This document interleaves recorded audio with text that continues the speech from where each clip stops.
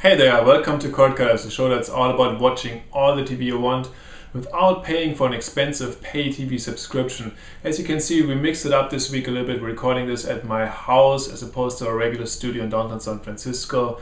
And we're also answering a viewer question from a viewer like you. And Steve Jobs, not to be confused with Steve Jobs, but Steve Jobs sent us an email and he said, I'm a cord cutter and I love it. I love all the online video options out there.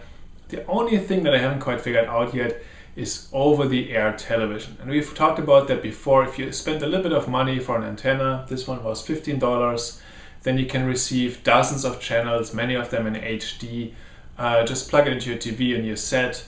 Unfortunately for Steve, his reception wasn't quite as good. In his house he had a problem.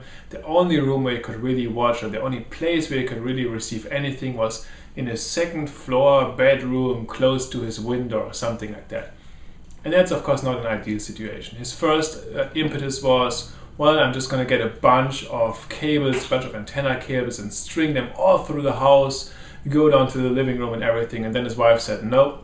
And I gotta agree with her. If you're a cord cutter, you don't want to tie yourself up in a whole bunch of new cables.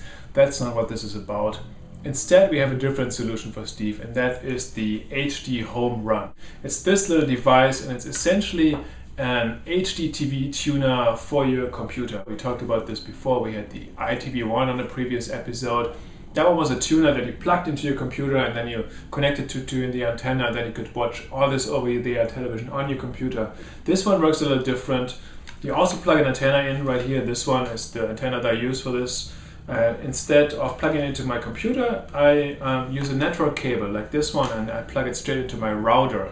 And then this one receives all these TV signals and then streams them through my home network to my computer. And in this case, I'm watching it on my laptop. It doesn't have any wires, as you can see, and I can watch it anywhere in my house. And so let's take a look at how this looks.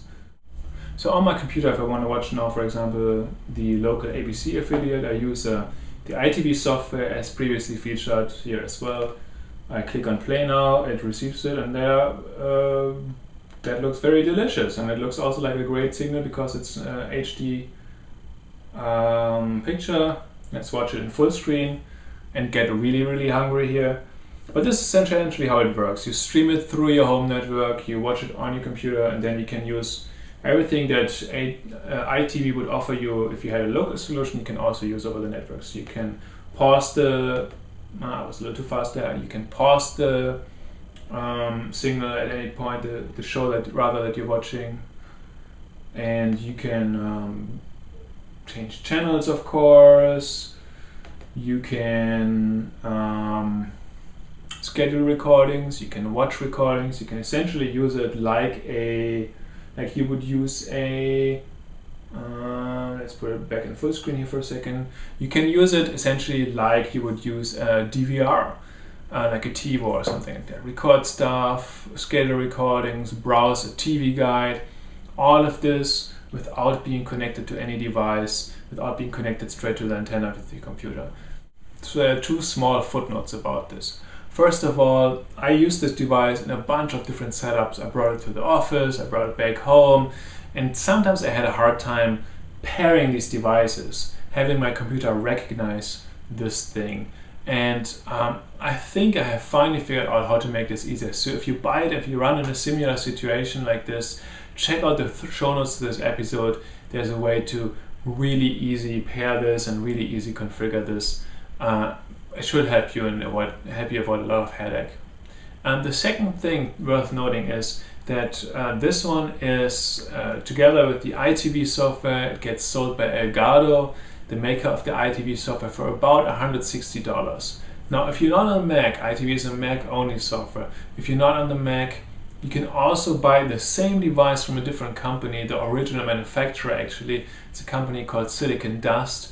It retails for about $130 online without any additional software. And if you are a Windows user, you can use this with Windows Media Center. If you are a Linux user, you can use MythTV, and there's a bunch of other open source and freeware solutions for Windows and other platforms out there as well. However, if you are a Mac user, ITV really is the best solution for this out there, with the DVR functionality, the programming guide and everything.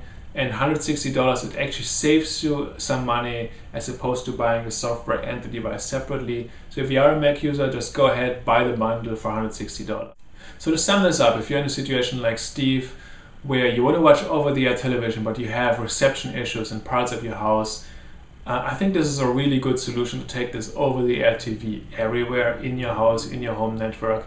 And then, of course, if you don't want to be with an antenna all the time, maybe you want to watch TV, live TV on your computer, curling up in bed at night, you don't want to connect an antenna to that thing, I think that's a great solution for that as well. It gives you just a lot more freedom, cable freedom, and that's what really this is all about, right?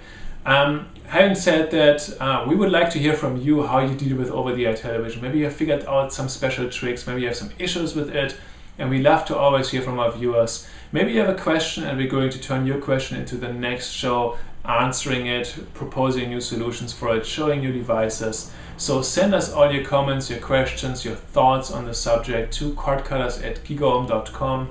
You can also get in touch with us on Twitter. We are @cordcutters. And finally, we have our Facebook page. So if you go to facebook.com/cordcutters, you can connect with us, you can connect with other viewers, you can learn from each other, and also learn about new episodes, because we have a bunch of new devices coming up, so please stay tuned.